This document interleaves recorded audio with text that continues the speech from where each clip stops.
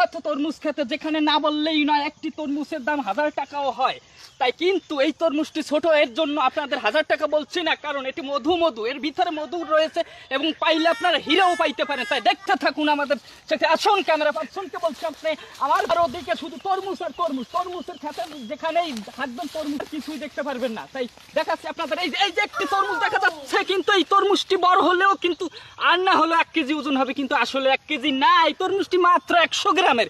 কারণ এই তরমুজ গাছটি এখন মাত্র লাগানো হয়েছে এবং এই তরমুজ গাছ আপনার 1 মাসের ভিতরে তরমুজের ফলন ধরে। তাই এই বলছি, এই যে দেখা যাচ্ছে বিখ্যাত সেই মধু তরমুজ, হায় রে তরমুজ যদি কাটতে পারতাম মাগার কি তরমুজ লালে লাল ভরা, খাইয়া আপনারা দেখতেন কি তরমুজ রে মাগার। কিন্তু আপনাদের দেখাচ্ছি, দেখতে থাকুন তরমুজ আর তরমুজ। তাই আপনাদেরকে কয়েকটি তরমুজ দেখালাম, দেখুন চারদিকে তরমুজ। তাই আমার ক্যামেরা পার্সনকে বলছে, আপনি চলে আসুন তরমুজের খেতে। ওরে কায়দা দিয়ে রস পরে, ওরে মাগার চাইয়ে দেখো এত সুন্দর তরমুজ, হায় রে তরমুজ, এই তরমুজ কে হুয়া।